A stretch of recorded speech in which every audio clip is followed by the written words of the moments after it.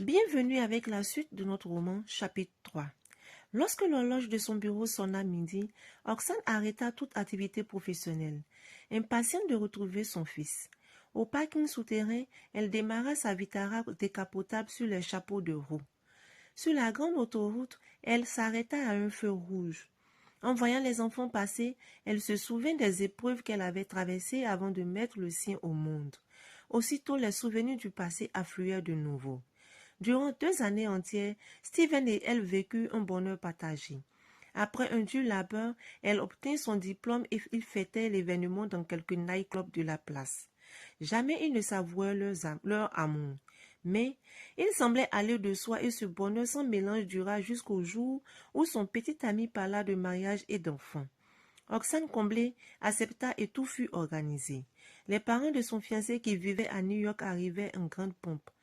De grandes festivités furent prévues. L'événement fatal suivait le jour J.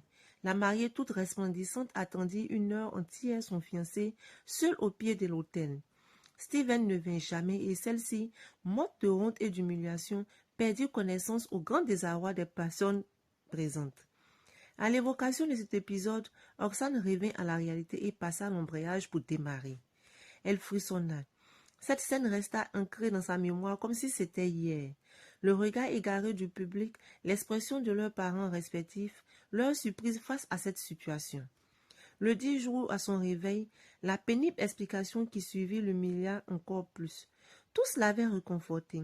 1 semaine plus tard, les yeux gonflés par des nuits blanches passées à pleurer, la jeune femme demanda à son père l'autorisation de partir pour l'Europe afin d'y suivre des études d'expertise comptable. Ses parents, préoccupés et inquiets, donnèrent tout de même leur accord. Préparer son voyage ne lui prit pas beaucoup de temps. Ainsi, le 9 avril 1989, Oksane s'envolait pour la France le cœur déchiré, mais résolue à tirer un trait sur le passé. Comme elle arrivait à Paris en milieu d'année, elle s'inscrivit dans un cours préparatoire à l'Institut supérieur européen de gestion. Peu après son arrivée, elle eut un accident grave à la gare Saint-Lazare. Admise aux urgences, les médecins l'informèrent de son début de grossesse. Les chirurgiens sauvèrent la mère et l'enfant. Steven fils naquit un 10 septembre. L'opération de chirurgie esthétique qu'elle subit changea ses traits. Une page était désormais tournée. Elle était devenue une nouvelle femme à 20 ans. Aussi, choisit-elle de se faire appeler par le nom de sa mère. Pendant 5 ans, Oksane vécut en recluse et se consacra à ses études et à son fils avec opiniâtreté, s'obligeant à oublier Steven, évitant les hommes comme la peste. Le travail agit sur elle comme une drogue. Elle fut bientôt incapable de s'en passer. Ce furent les années les plus pénibles de sa vie. La jeune femme poussa un soupir de lassitude en se garant sur le grand parking en béton de la tour Satima. Elle avait fait un admirable voyage dans le passé ce soir. Elle sourit. Elle n'avait hélas plus 20 ans, mais 10 de plus. En entrant dans l'immeuble, elle salua le gardien d'un sourire aimable. L'ascenseur arriva aussitôt et elle y monta. Parvenue à l'étage, Oksane suspendait son sac à main à la patère. Après avoir troqué son tailleur contre un pagne et une camisole, elle se rendit dans la cuisine où elle trouva son fils avec des écouteurs aux oreilles et un verre de jus de pomme dans la main. Sur la pointe des pieds, elle voulut le prendre par surprise juste au moment où ce dernier déclarait « Maman, je sais que c'est toi, tu ferais mieux de changer de parfum. » Elle répondit en déformant la voix « Oh non, tu m'as reconnu, quelle guigne!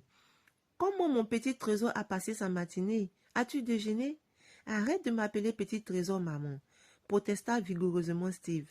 « J'ai une fiancée, tu sais. » lança-t-il en défiant sa mère du regard. « Une fiancée? » fit Oksane surprise. « Oui, elle est très jolie, appuya-t-il. Elle s'appelle Gina. Quel prénom exotique. Tu me la présenteras, hein? » Steven secoua la tête sans rien dire. Il boudait. Le petit chou, il ressemblait tellement à son père, puis, lui ébouriffant les cheveux, elle lui posa à nouveau la question. « Alors, as-tu mangé? »« Oui, j'ai déjeuné, merci. Je pourrais monter voir Max? » Max était le meilleur ami de Steve et les 2 garçons s'entendaient comme larrons en foire. « Bien sûr, chérie, mais pas trop longtemps, d'accord? »« Mais oui, maman, à tout à l'heure. » 2 minutes plus tard, elle était de nouveau seule. Son fils était toute sa richesse. Ses parents la blâmaient de trop le gâter, lui disant que dans quelques années, lorsqu'il atteindrait l'âge de l'adolescence, elle aurait bien du mal à le discipliner. Roxane savait qu'ils avaient raison. Steve aurait besoin d'une autorité paternelle dans quelques 4 ou 5 ans. Le moment venu, elle aviserait. Pour l'instant, son fils lui obéissait sagement. Après une bonne douche, elle se prépara une assiette de légumes. Son plateau de salade en main, elle alla s'allonger sur la terrasse transformée en mini-parc paysager. La jeune femme ressentait toujours une paix immense en ce lieu. Elle entendait bruit les feuilles des palmiers avec en toile de fond. Les pics émoussés de la chaîne de Nyandarua, dont le mont Satima qui avait donné son nom à la tour où elle résidait. Pour accompagner ce moment de paix, elle écoutait souvent la musique kenyane, particulièrement le benga, qui était parvenu au Kenya dans les années 60.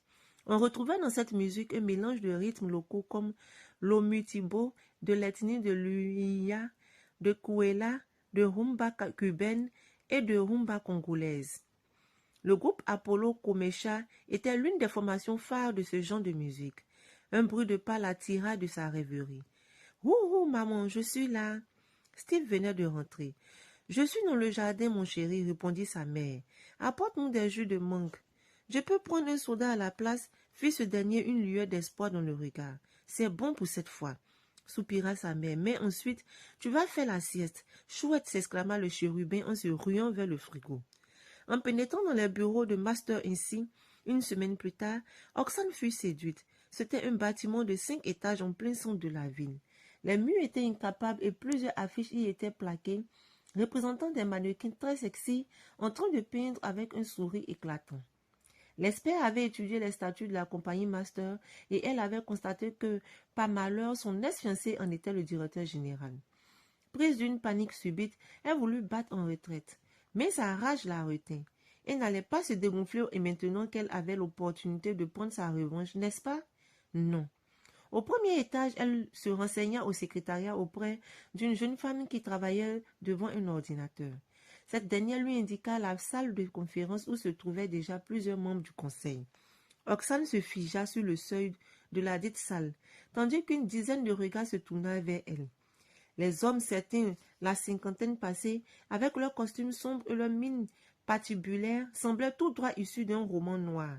D'autres plus jeunes étaient plus ouverts, moins intimidants malgré leur tenue de circonstance.